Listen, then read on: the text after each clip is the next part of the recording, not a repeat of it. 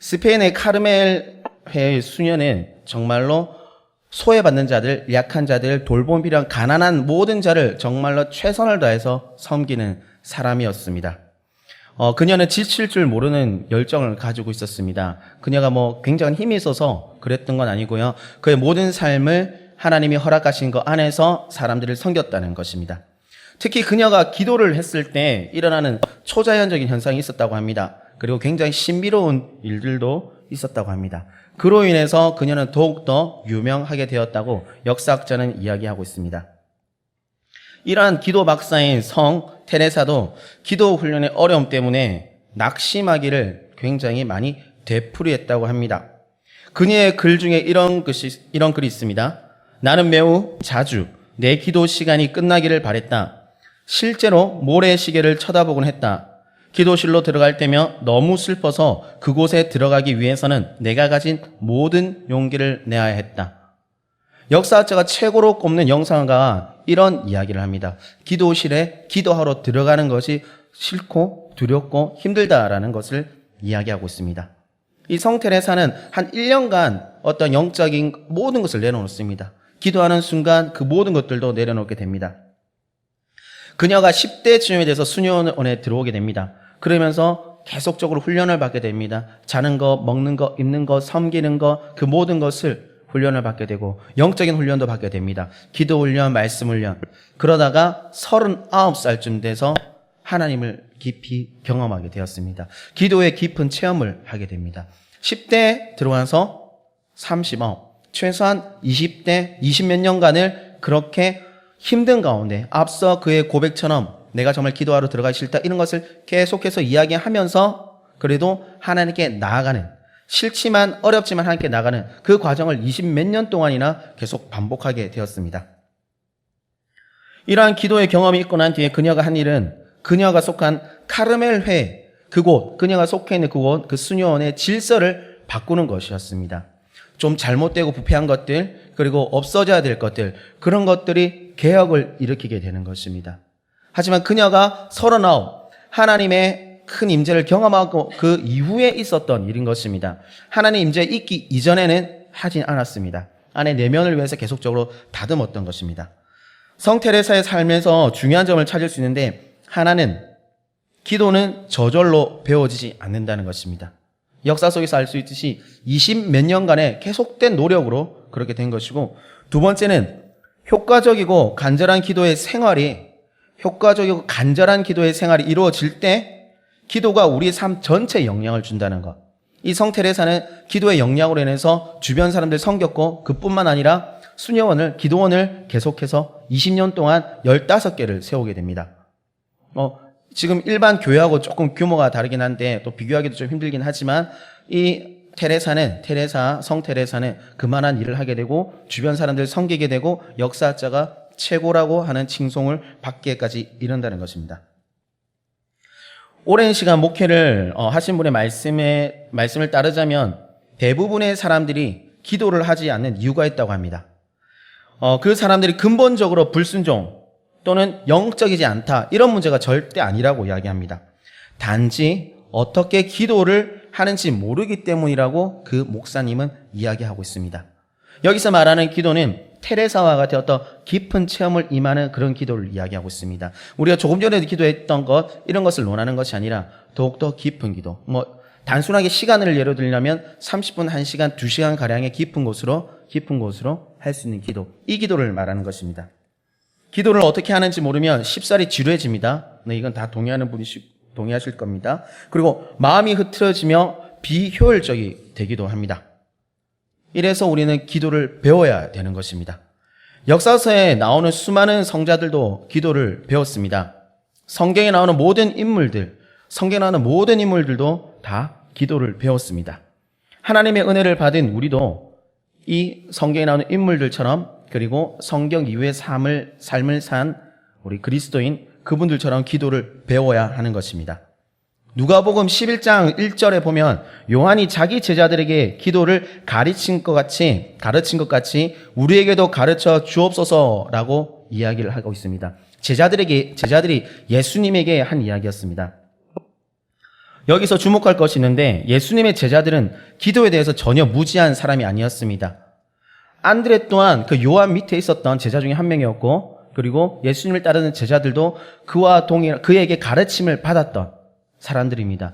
여기 이 얘기를 왜 하냐면 요한은, 그 세례 요한은 기도할 줄 아는 자였습니다. 광야 생활을 했고요. 메뚜기 석청 먹으면서 하나님과 가까워지길 원했던 사람입니다. 그 당대 최고 기도자라고 인정을 받는 사람이었습니다. 물론 그 당시에 세례 요한만이 광야 생활을 했던 것은 아닙니다. 아주 수많은 사람들이 광야로 나가서 광야 생활을 했다고 역사학자는 이야기하고 있습니다. 예를 들어 이런 이야기가 있습니다. 얼마나 많은 사람들이 광야 생활을 했냐면, 광야에 가서 하나님의 뜻을 찾고자 했냐면 광야의 생활을 하는 모든 사람들의 수를 합치면, 초기 기독교의 말입니다, 모든 사람들의 수를 합치면 한 마을의 사람들보다 더 많다라는 역사학자의 기록이 있습니다. 이 정도로 광야에서 하나님을 찾는 것에 대해서 갈구함이 있었다는 것입니다. 그렇기 때문에 세례 요한은 그 중에서 가장 탁월한 자였습니다. 예수님도 인정한 가장 탁월한 자. 이 자가 하는 기도, 이 분이 세례 요한이 하는 이 기도는 감히 따를 수 없는 것이었습니다. 이런 기도의 모든 표본을 가지고 있는 사람에게 배웠던 안드레, 그리고 그의 예수님을 따르고 있는 제자들이 예수님에게 하는 얘기, 예수님, 우리도 그 기도를 가르쳐 주시옵소서. 때로는 이런 마음이 있을 수도 있을 것입니다. 세례 요한이 저 정도 기도를 하니까 구원자라고 우리가 알고 있는, 우리가 확신하고 있는 예수님은 더 좋은 기도를 가르쳐 주시지 않겠느냐라는 마음으로 할 수도 있고, 아니면 예수님을 따르던 제자들이 예수님의 어떤 그 거룩함을 사모해서 저도 그렇게 되고 싶습니다라는 의도로 세례 요한의 그 기도를 가르쳐 달라고 했을 수도 있는 것입니다. 요즘은 예수님의 제자들이 기도를 가르쳐 달라고 했을 때 당시 세례 요한은 이미 기도의 강력한 표본, 아까 말씀드렸듯이 그것입니다. 최고의 본보기. 그래서 제자들이 예수님께 요한이 자기 제자들에게 기도를 가르친 것 같이 자기들도 기도를 가르쳐 달라고 청한 것. 제자들에게는 이런 마음, 최고의 기도를 가르쳐 주세요. 어떤 욕심적인 마음이 있을 수도 있고, 아니면 제자들이 내가 배워야 하는 기도, 정말 갈급함으로 해서 하는 마음일 수도 있고, 아니면 또 하나 더 갈급, 내가 이 순간 해야만 하는 기도를 가르쳐 주십시오 라고 제자들은 요청한 것일 수도 있습니다. 교회에서 저희 목사님이 기도를 해야 하고 기도의 용사가 되어야 된다고 수없이 말씀을 하고 있습니다. 이것은 분명히 우리들에게 새로운 도전이 되기도 합니다. 그리고 새로운 도전입니다. 이런 이야기를 하시는 분들이 있습니다. 난 용사의 자질이 없어. 300용사에 들어가지 못해. 기도할 줄 아는 사람 따로 있어. 기도 훈련 받은 사람들이 300용사에 들어가야 돼. 나는 아니야 라는 이런 마음을 은연중에 가지고 있을 것입니다.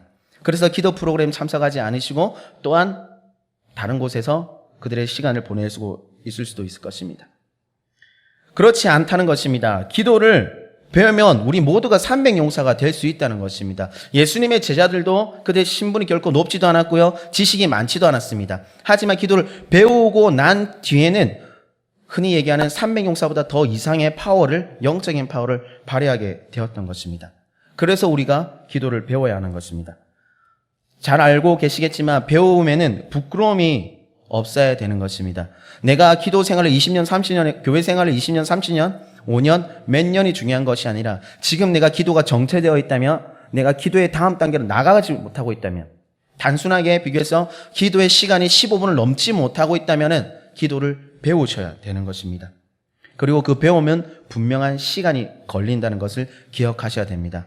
성테레사도 최소 25년 이상의 시간을 걸려서 기도를 배웠던 것입니다. 신학교에 가면 듣게 되는 이야기 중에, 그리고 하게 되는 이야기 중에 이런 것이 있습니다. 신학교에 와서 물론 몇몇 사람들에 해당되는 말인데, 신학교에 와서 더 기도 안 하게 되었다. 신학교에 와서 더 예배 집중해서 안 드리게 되었다라는 것입니다. 네, 이것이 말하고 있는 것은 신학생을 비하하자는 얘기가 아니고요, 신학교를 낮춰서 이야기하는 것이 아니라, 신학교에 가면 머리로서 배워야 될 것들이 너무나 많습니다. 기본 저변에 깔아야 될 성경적, 신학적 지식이 너무나 많기 때문에 우리가 어떤 영적인 것에 대해서 밸런스를 못 맞출 때가 있습니다. 하지만 이것은 다시금 되돌아보면 밸런스를 맞춰야 되는 개인의 문제이기도 하고요, 또한 밸런스를 맞춰줘야 하는 신학교의 어떤 좀 돌아보아야 될 점이기도 한 것입니다. 신학생들도 기도를 배워야 되고 기도를 알아야 되는데, 우리 여기 있는 모든 성도님들 또한 마찬가지로 기도를 배우시고 알고 하셔야 되는 것입니다. 네, 저 또한 기도 훈련이 많이 부족한 상태이기도 합니다. 지금도. 그리고 제가 지금보다 더 부족할 때도 있었는데, 그때 기도할 때 보면 이렇습니다. 제일 처음에 감사를 합니다. 하나님 오늘 하루도 지켜주셔서 감사합니다. 이거 해주셔서 감사합니다. 그리고 저의 가정을 지켜주셔서 감사합니다. 감사합니다. 딱 하고 난 뒤에 잠깐 침묵이 있습니다. 내면에서 기도를 정리하는 것이 아니라 무슨 말을 해야 될지 몰라서 잠깐 침묵이 흐르고, 그리고 이렇게 이야기합니다. 갑자기 번뜩 떠오르죠. 하나님, 그래요. 내 주변에 이런 일이 있습니다. 오늘 아침 뉴스를 보니까 이런 일이 있습니다. 하나님 이것 좀 도와주세요. 라고 기도하고 또 갑자기 또 침묵하게 됩니다. 기도가 동해 번쩍 서해 번쩍 하는 거죠. 갑자기 나에 대해서 했다가 지역을 위해서 했다가 또 갑자기 드는 생각, 목사님 주일날 북한에 대해서 이야기했지. 그래, 내가 북한을 위해서 기도해야 되겠다. 또 갑자기 북한으로 탁 튑니다. 이것이 기도를 잘못하고 있다라고 말씀드리기보다는 우리가 기도의 어떤 단계를 안 밟았기 때문에, 기도의 어떤 기품을 경험하지 못했기 때문에 침묵이 흐르는 것이고, 그리고 이리 튀었다 저리 튀었다 하는 것입니다. 이리 튀고 저리 튈 때는 하나의 곳에서 기도를 다 마무리를 못하면 하나의 음성을 듣지 못합니다.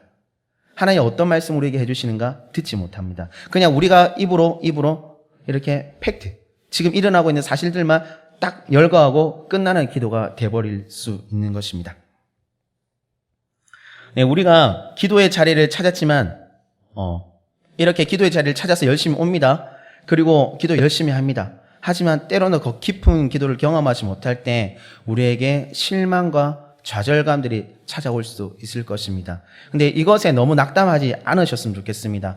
매주 이렇게 오시는 분, 그리고 매일 새벽 기도 오시는 우리 성도님들은 그 높은 단계를 향해서 차근차근 걸어가고 계신 것이 분명하기 때문입니다. 그리고 무엇인가에 익숙해지거나 수준급에 이르기 위해서는 많은 노력이 필요한 것을 우리가 다 알고 있습니다. 바로 그러한 수고가 필요한 것입니다. 우리가 익히 알고 있듯이 운동선수들은 훈련을 받아야 됩니다. 하지만 운동선수가 훈련을 받을 때 그에 적합한 훈련을 받는데, 예를 들어 수영선수가 수영에 관한 훈련을 받지 않고 사격에 관한 훈련을 받으면 수영의 시합에 임했을 때 결과는 아주 참담할 것입니다. 마찬가지입니다. 우리가 기도 훈련을 하고 있다면 기도에 대해서 훈련을 받아야 되는 것이지, 다른 훈련을 받게 되면 기도에 임하는 우리 기도의 삶은 때로는 참담한 결과가 나올 수도 있는 것입니다. 네, 이제 누가 기도를 배웠는지 살펴보고자 합니다. 그리고 그 중에 먼저 예수님의 사례를 좀 살펴보고자 하는데, 예수님도 분명히 많은 기도를 하셨습니다. 그러면 예수님은 기도를 배워서 했을까요? 아니면 태어날 때부터 성령의 강한 임재, 그는 참 하나님이고 참 인간이기 때문에 내면하는 어떤 다른 특별함이 있어서 그의 기도가 탁월했을지 한번 살펴보아야 합니다.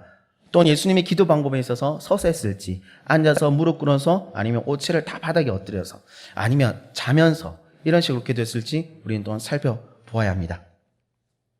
교회 교리 가운데 예수님에 대해서 이야기할 때 그는 참 하나님이다, 그리고 참 인간이다 라고 교리에서 이야기하는 부분이 있습니다. 예수님은 분명히 인간의 육체를 입고 이 땅에 오신 것이 확실합니다.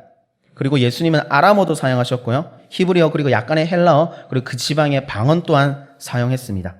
그리고 여러 히브리 사람과 마찬가지로 그들의 동일한 옷을 입었고요, 동일한 절기, 어떤 문화, 율법, 풍습을 다 그대로 따라 하신 것입니다. 예를 들면 예수님이 난 지 8일 만에 할례를 받기 위해서 올라가신 거 기억하실 겁니다.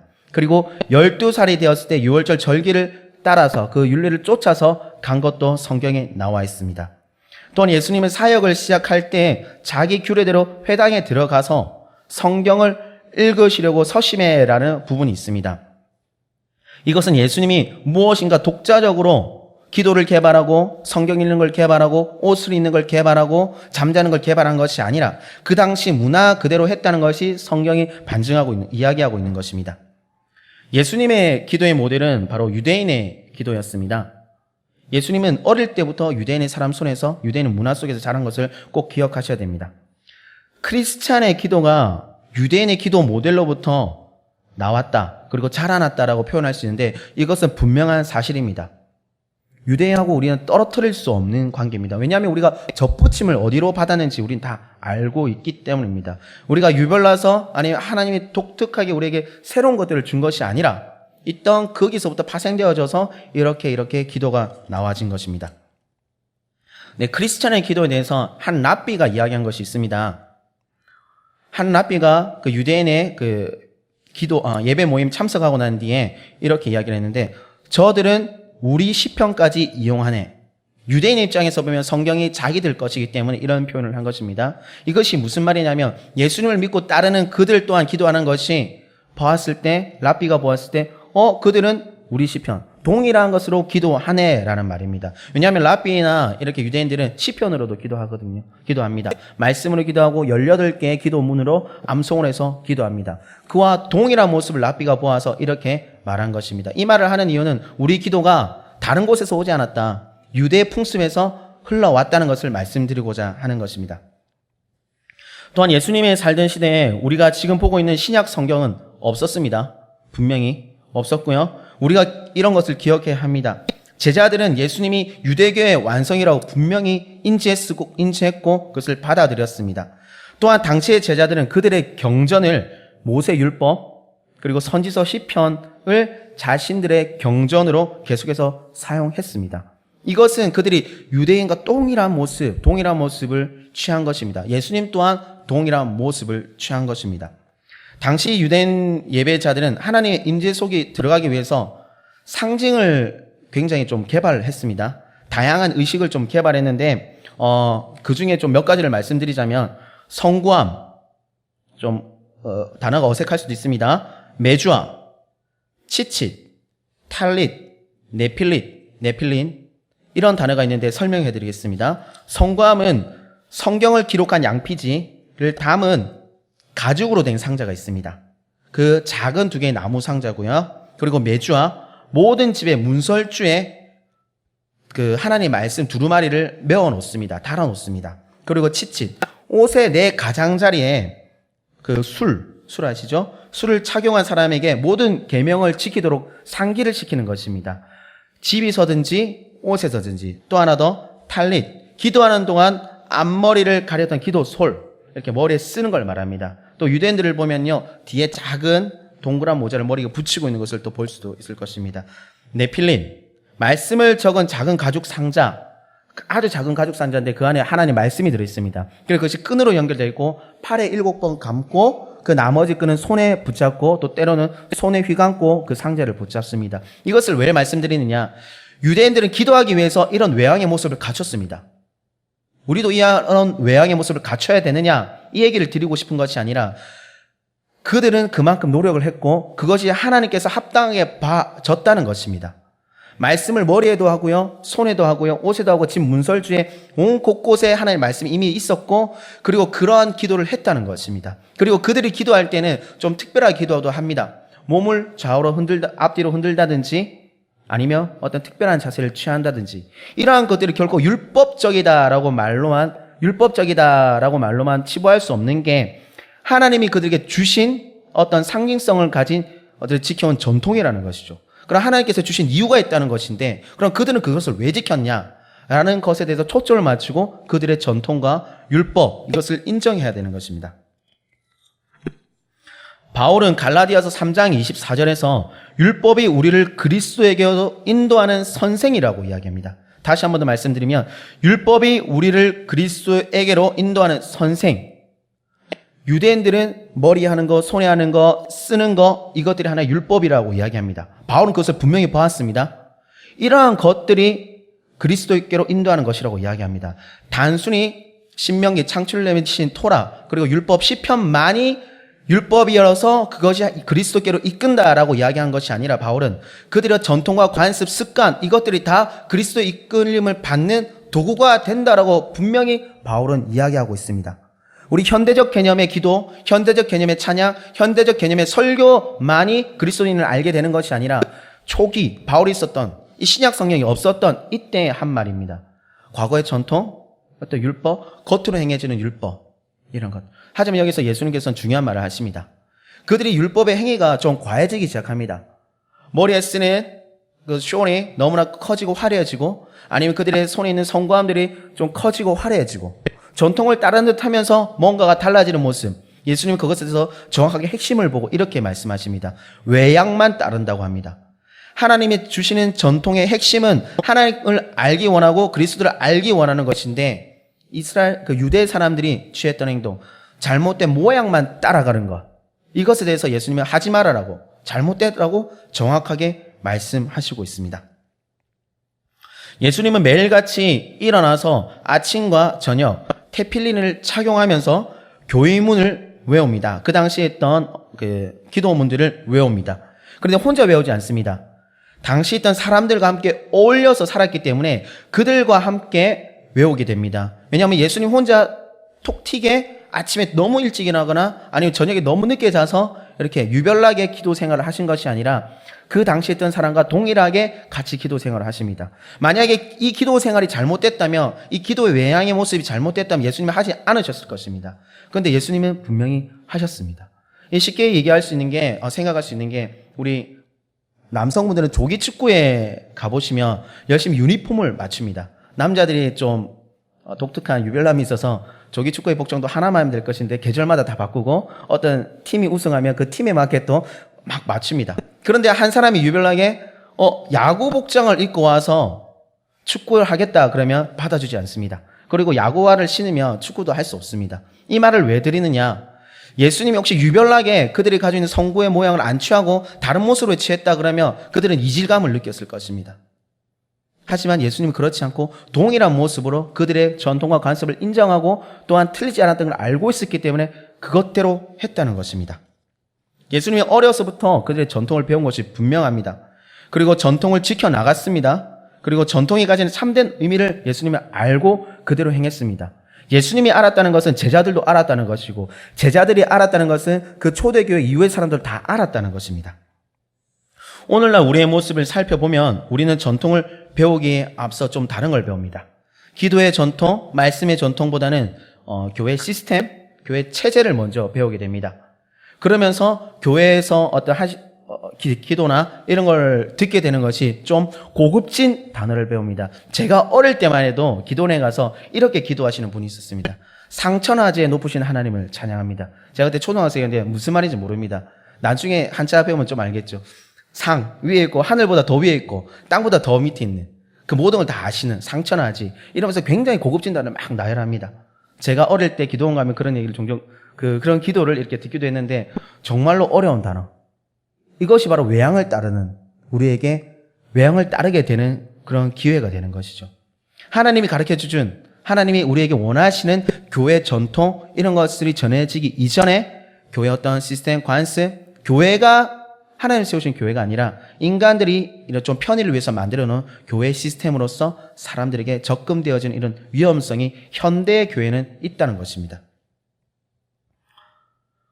우리는 이런 시스템보다는 하나님께 주시는 어떤 바른 것들을 붙잡아 가야 됩니다. 제가 이 양정교회에 와서 좀 많이 놀랍게 느낀 것은 기도하고자 하는 분들이 많이 모여 있고 그리고 실제로 기도를 위해서 많은 어떤 시스템이라고도 이야기할 수 있는 프로그램들이 진행되어져 가고 있다는 것입니다. 그래서 기도할 수 있게끔 만들어준다는 거죠. 기도의 자리를 열어준다는 거죠. 예수님도 그들의 제자들에게 또한 주변 사람들의 기도하는 모습을 보여주면서 다음 세대, 예수님보다 어린 세대가 예수님을 보고 기도를 배웠습니다. 이 교회 또한 마찬가지로 기도할 수 있는 시스템을 열어두고 그 안에서 제대로 된 것을 전수하기 위해서 노력하고 있다는 것입니다. 우리만 배우는 것이 문제가 아니고 우리가 배우는 것만이 만족되어지는 것이 아니라 자녀들도 어떻게 기도할지를 가르쳐야 되고 그리고 어떻게 가르쳐야 될지 생각을 해야 되는 것입니다. 어른들이 기도를 배워야 한다면 아이들 또한 기도를 배워야 합니다. 간혹 어른들은 아이들이 자연스럽게 배울 것이고 교회에 가서 자연스럽게 배울 것이다 라고 생각하시는 분들이 있습니다. 절대 그렇지 않습니다. 교육부서에서 기도를 가르쳐 줄 수 정말 희박합니다. 왜냐하면 선생님들은 다른 어린아이들 돌봐야 되고 다른 아이들 돌봐야 되고 또 교육자들 또한 전체적으로 봐야 되며 이렇게 한 명 한 명 터치 못할 때가 있습니다. 그러다 보니 기도를 제대로 못 가릴 때가 있고요. 간혹 기도를 가르친다 할 때 대신 기도를 적어주기도 합니다. 굉장히 잘못된 겁니다.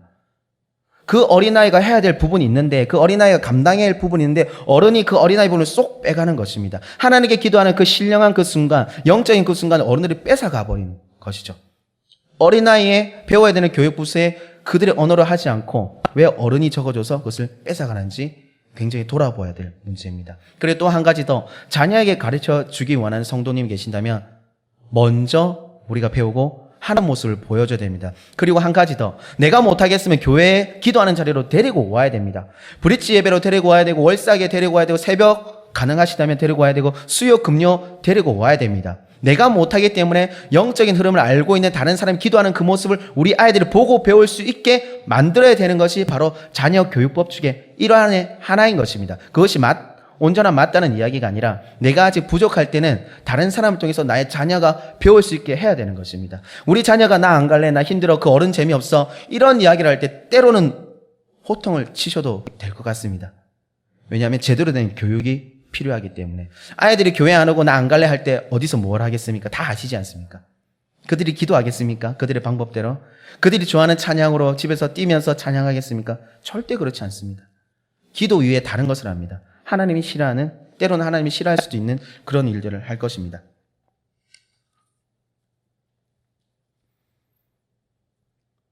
네, 우리가 먼저 또 이렇게 기도를 할 때 먼저 시간을 정하고 그리고 지켜서 기도해야 됩니다.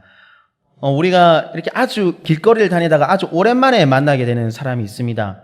이렇게 굉장히 내 친구가 있는데 오랜만에 봤습니다. 아니요, 아주 예전에 가깝게 지냈던 이웃을 봤습니다. 보통 이런 얘기를 합니다. 잘 지냈습니까? 안부를 묻고 난 뒤에 마무리에 종종 이런 얘기를 합니다. 우리 언제 한번 밥 먹어요? 우리 언제 한번 차 한잔해요?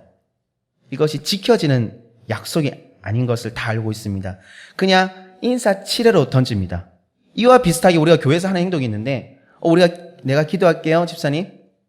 하나님, 내가 지금 바쁘니 나중에 기도할게요. 하나님, 제가 지금 일이 있으니 수요예배 금요일에 잠깐 두고 나중에 더 열심히 기도할게요. 기도한다는 얘기입니까? 안 한다는 얘기입니까? 그들의 마음의 중심에 기도에 대한 열망이 없다는 얘기가 아니라 우리 삶의 평소에 빗대어 봤을 때 결과론적으로 기도를 안 하게 된다는 것을 말씀드리고 싶은 겁니다. 여러분 가운데 기도의 소망과 열정이 있는 것은 알고 있습니다. 오해하지 마시길 바라겠습니다. 그렇다면 우리가 기도하지 않는 이유가 있는데 그 이유는 시간이 없어서라고 이렇게 보통 많이 하고 있습니다. 미국의 유명한 타임지 표지 제목 중에 이러한 문구가 한번 실린 적이 있는데, 미국은 시간이 딸린다. 정확하게 이게 우리나라 버전으로 이렇게 해석해서 이렇게 봅니다. 미국은 시간이 부족하다, 딸린다. 굉장히 좀 급박한 표현으로 쓴 겁니다. 우리는 그만큼 하루의 시간이 모자란 삶을 보내고 있습니다. 교회에서 생활도 마찬가지입니다. 근데 교회 봉사를 많이 하시는 분들이 있는데 이분들 너무나 귀하고 소중합니다. 하지만 봉사를 하는 시간과 기도를 하는 시간을 딱 비교해 놓고 보았을 때 기도의 시간이 현저하게 부족하다면 한번 좀 점검을 해보셔야 할 것 같습니다. 이것이 제가 인생을 많이 살아서 드리는 말씀이 아니라 성경에 따르니까 그렇다는 거라고 말씀을 드리는 겁니다. 내가 교회 때로는 월, 화, 수, 목, 금 교육자보다 더 많이 교회에 나오시는 분들 분명히 있습니다. 그런데 이분의 어떤 헌신과 섬김, 수고와 헌신들이 잘못됐다라고 말씀드리는 것이 아니라 그 가운데 정말 기도하고 있느냐? 때로는 이런 얘기하는 분이 있습니다. 내가 몸으로 지금 기도하고 있습니다. 내가 섬김으로 기도하고 있습니다. 라고 이야기하고 있는데, 제가 드리는 말씀의 기도는 하나님과 깊은 교제를 하고 있는가? 하나님, 나의 요구만을 나열하는 기도가 아니라 하나님 뜻을 알고 있고 하나님을 계시되어지는 기도를 정말 하고 있는가라는 말씀을 드리는 것입니다. 혹시나 주변에 그런 분이 있다면 조용히 찾아가서 권면해 주시고, 그분의 일이 많다면 조금은 덜어주셔서 내가 그것을 감당해서 그분이 기도할 수 있게끔 도와주시는 아주 지혜로운 성도님들이 되시기를 축복합니다. 자, 다음은 우리가 기도를 할 때 관습대로 기도해야 하는 것입니다. 아까도 말씀드렸듯이 예수님은 분명히 관습대로 기도하셨습니다. 그리고 예수님은 태어날 때부터 그 유대인의 관습 속에서 있었고, 자라날 그 거룩한 사명을 감당하실 때까지도 분명한 그 기독교가 아닌 유대인의 관습 속에 계속 있었습니다. 그의 중심에서 삶을 사셨던 것입니다. 그리고 아침 저녁으로 그 유대인의 관습이 있기 때문에 아침 저녁으로 쉐마, 그 말씀을 선포했습니다. 모세 또한 마찬가지입니다. 여호수아에게 리더십을 넘겨줄 때 하나님의 말씀을 다시금 천천히 선포하고 가르친 것입니다. 이것이 뭐냐면 같이 기도했다는 것에 또한 하나의 일종인 것입니다. 이전부터 있었던 좋은 관습을 이제는 다시 찾아야 되는 것입니다.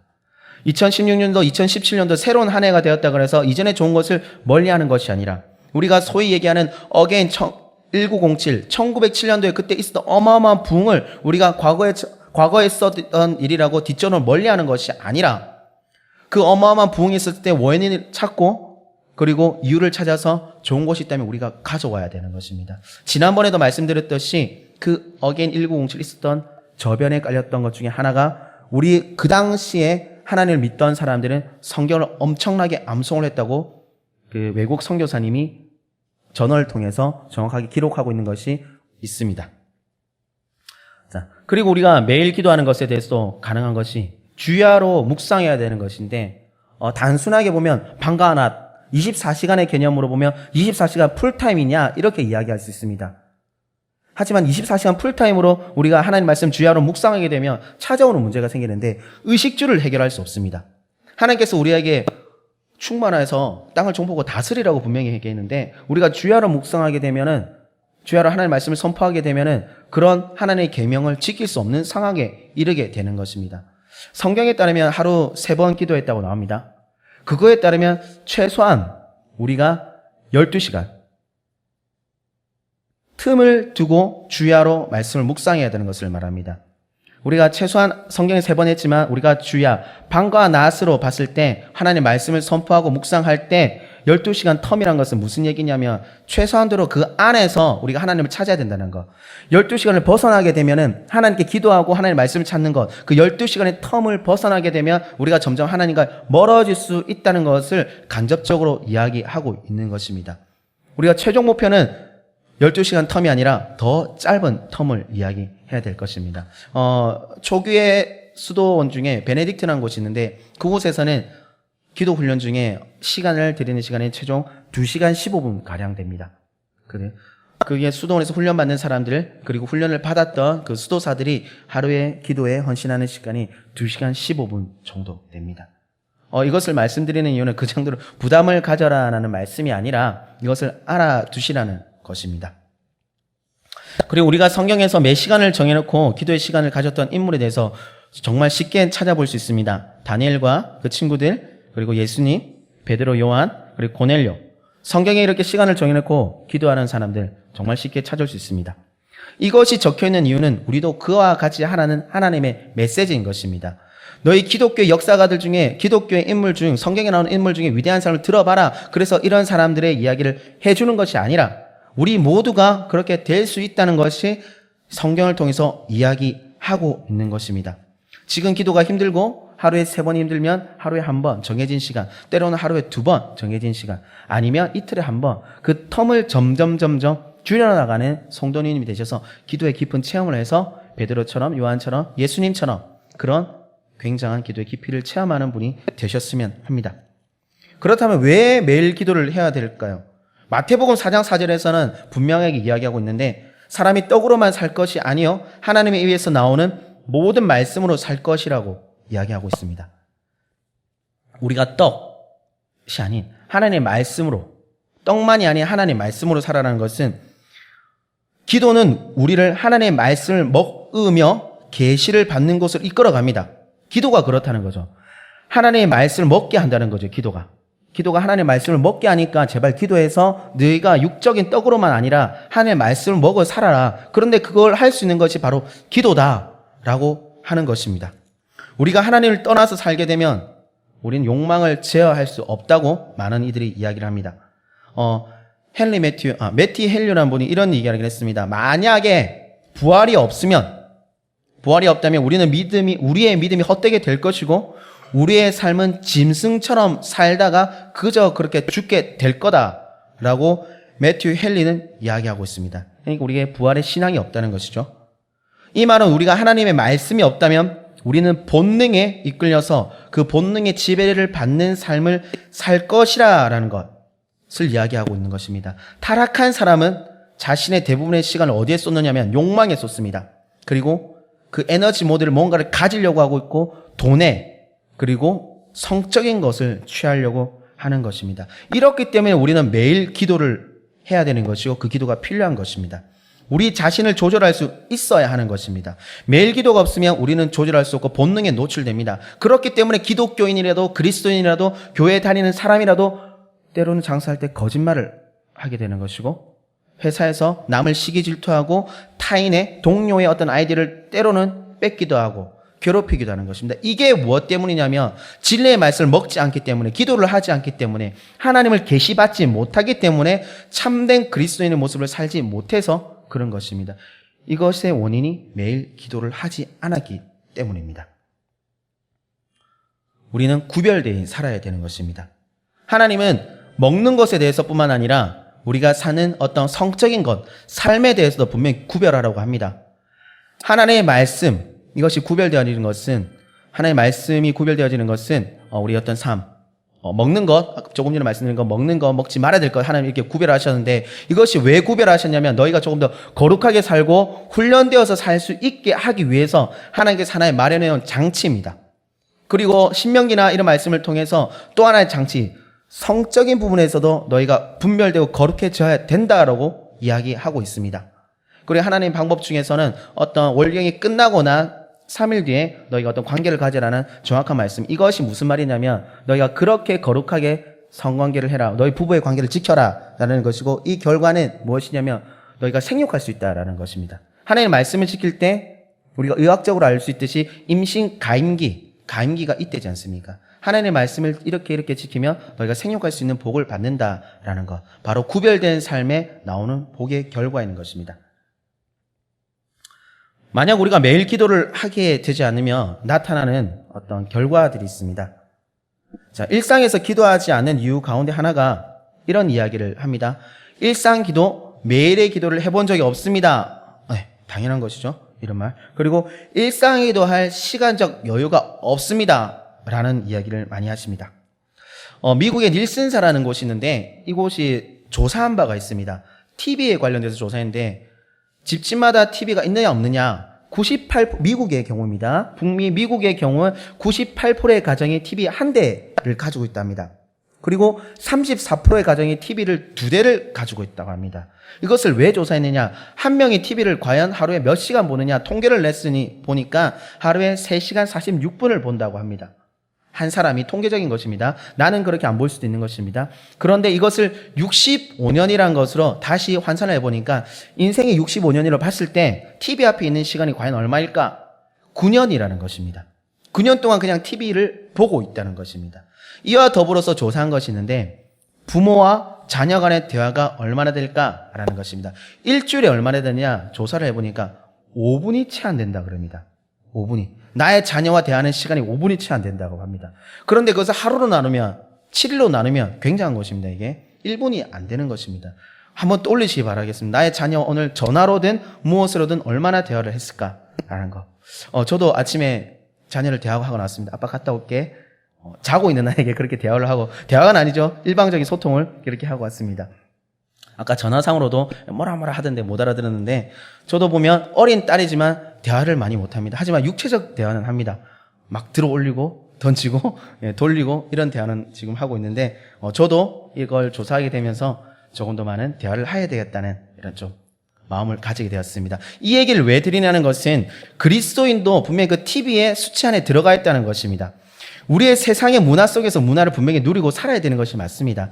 하지만 문화 속에서 너무 올인, 그 65년 기간 동안 9년 동안에 TV 앞에 올인하는 것처럼, 올인까지는 아니죠. 일반적인 평균적으로 들어가 있는 것처럼 우리가 하나님의 문화를 멀리하고 세상의 문화를 멀리하는 것, 일상 기도를 하지 않는 것이 바로 시간이 없다고 이야기를 했는데, 알고 보니까 TV 앞에는 9년이라는 시간을 쏟고 있다는 것입니다. 하루에 3시간 이상씩 TV 앞에 있다는 것, 이것을 이야기하면서 나는 시간이 없어요 라고 하고 있는 그리스도인이 있다는 것을 이야기하기 위해서 앞에 TV 이야기를 한 것입니다.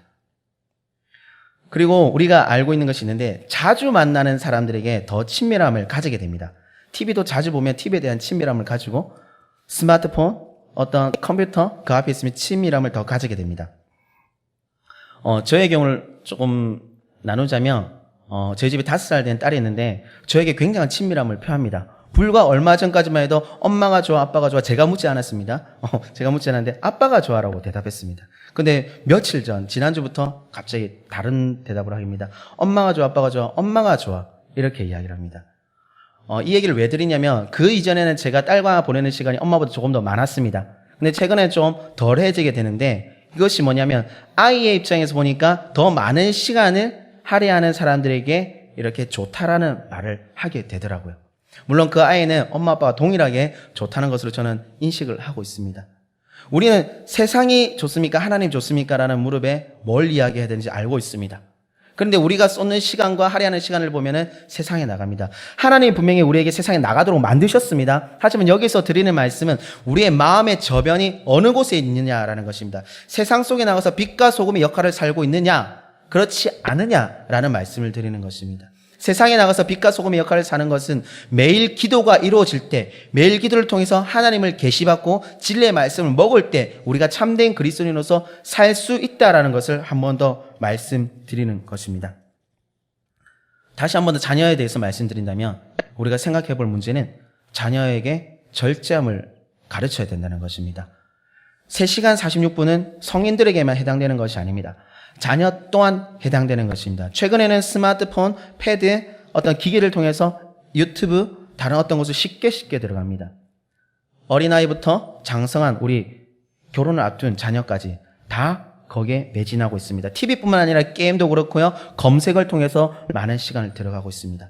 우리 자녀에게 뭐라고 이야기하시겠습니까? 무조건 뺏으시겠습니까? 그것도 하나의 방법일 수도 있습니다. 가정에 세우신 어른이기 때문에 그 어른들의 감당할 수 있는 분량으로 하는 것입니다. 하지만 무작정 뺏는 것이 아니라 아이들에게 뺏긴 그 공간에 새로운 곳을 채워줘야 된다는 것이죠. 우리가 알고 있는 기도해라, 말씀 봐라 라고 그렇게 주인만 하는 것이 아니라 나랑 같이 하자, 우리가 같이 가정예배를 드리자, 24시간의 그 제한된 시간 안에서 가정예배가 들어가 버리면 다른 시간이 줄어들게 되는 것입니다. 제한된 시간 안에서 찬양 같이 하자라고 해버리면 찬양을 배워보자, 하나님의 말씀을 암송해보자, 하나님의 말씀 먹어보자라고 해버리면 그 TV의 시간이 자연스럽게 줄어들게 되는 것입니다. 우리 자녀들에게 어떤 것을 하시겠습니까? 단순히 시험, 공부에 대한, 취업에 대한 압박만 주시겠습니까? 아니면 진짜 진리를 알고 있는 진리의 말씀을 먹게 하시겠습니까? 진리의 말씀을 먹게 해주는 기도를 가르치고 함께 하시겠습니까?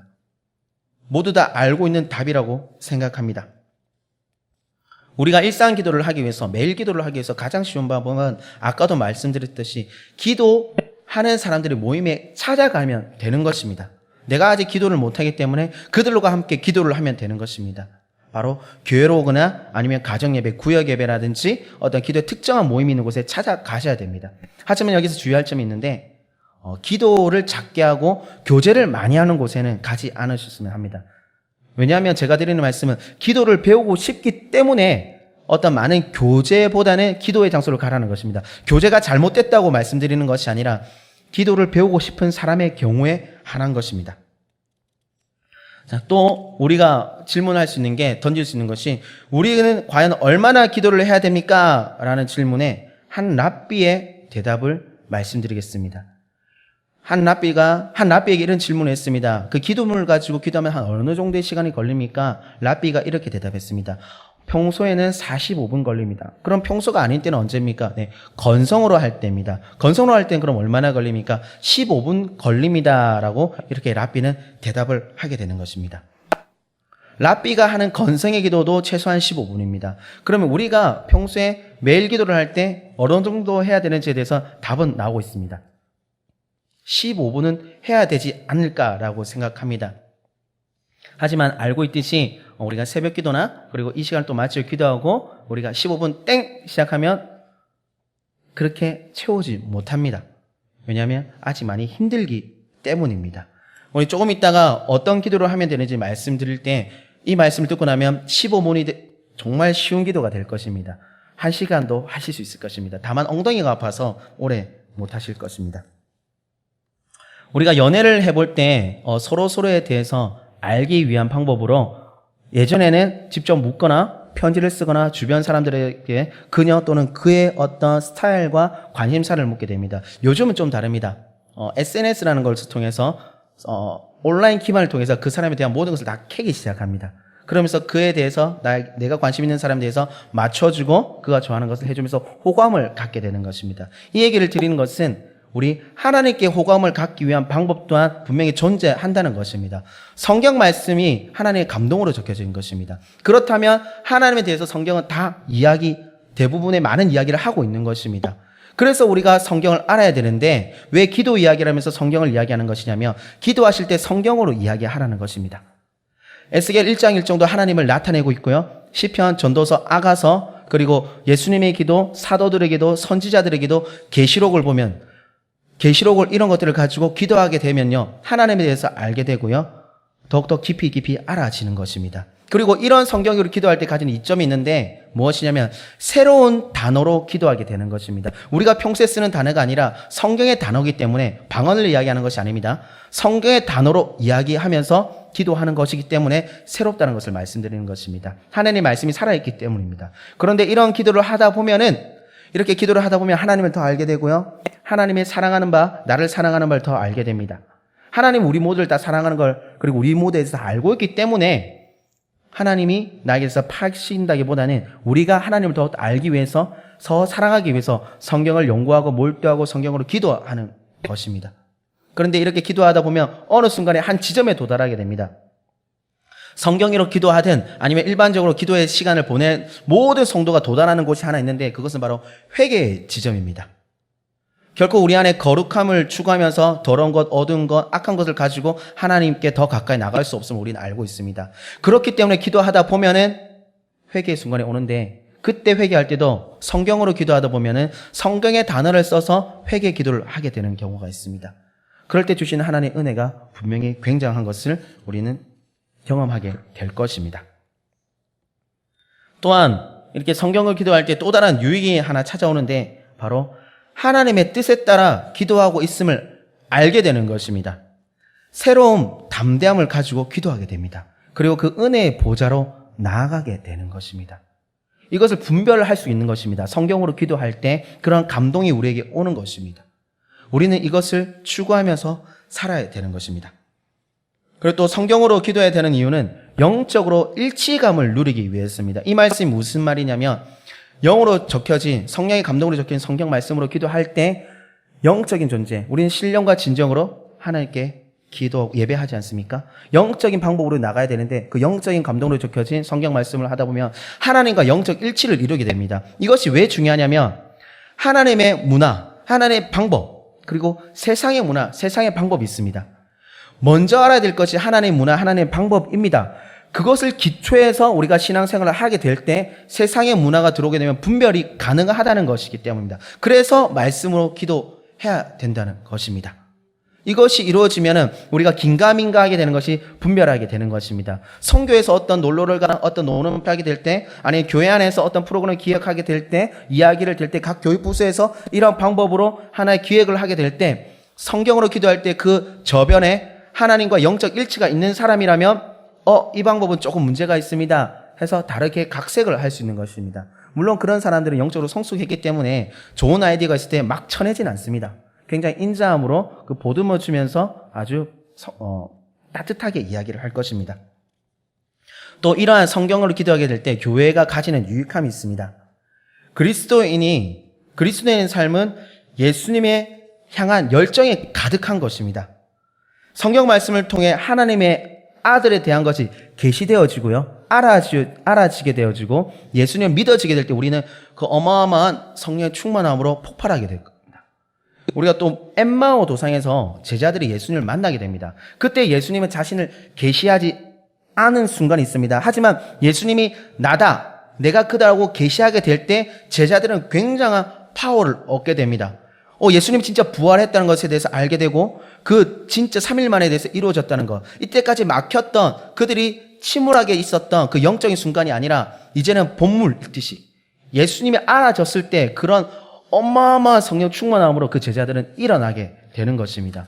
양정교회 모든 성도님들, 아니 이 세상에 있는 그리스도인이 성경으로 기도하게 될 때 예수님에 대한 계시가 알아지게 되면 엠마오 도상에 있었던 제자들과 마찬가지로 우리 안에서는 어마어마한 영적 충격이 일어나면서 대단한 열정이 일어나게 되는 것입니다. 그로 인해서 전도가 가능하게 되는 것이고, 그로 인해서 우리가 남을 섬길 수 있는 것이고, 그로 인해서 고아와 과부된 소외된 자를 향해서 우리가 모든 헌신을 테레사처럼 할 수 있게 되는 것입니다.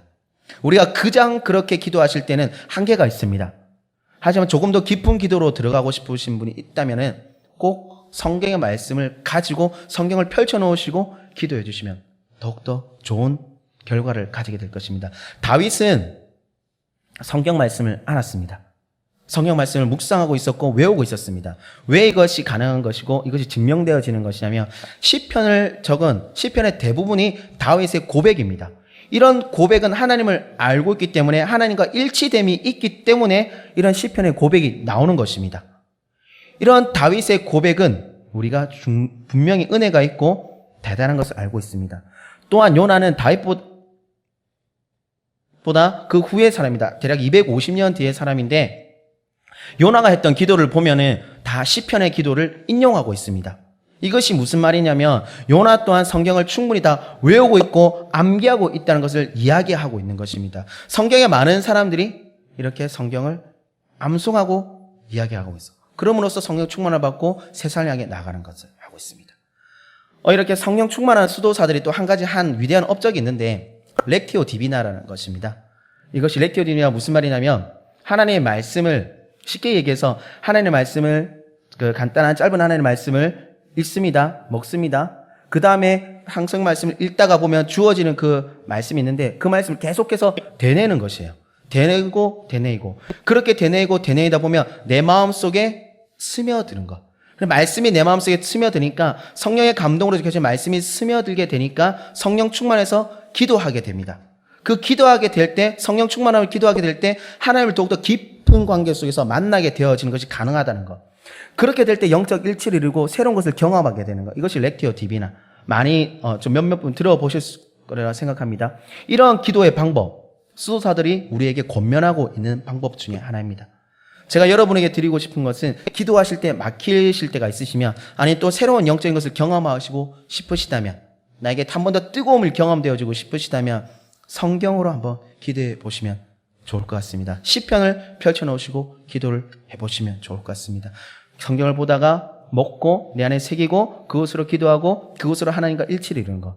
그런 것들이 일어날 때 보다 더 파워풀한 신앙생활을 하실 것이고 만약에 어떤 성교회나 그리고 교육부서에 있다면 더욱더 파워풀한 그 교육부서 성교회가 될 것이며 이번에 리더와 헬퍼들이 하나님의 말씀을 먹고 전도하게 되면은 보다 더 강한 그룹원들이 될 것이며 분명하게 그 씨앗들이 강한 파워에 의해서 이끌림을 받게 될 것입니다.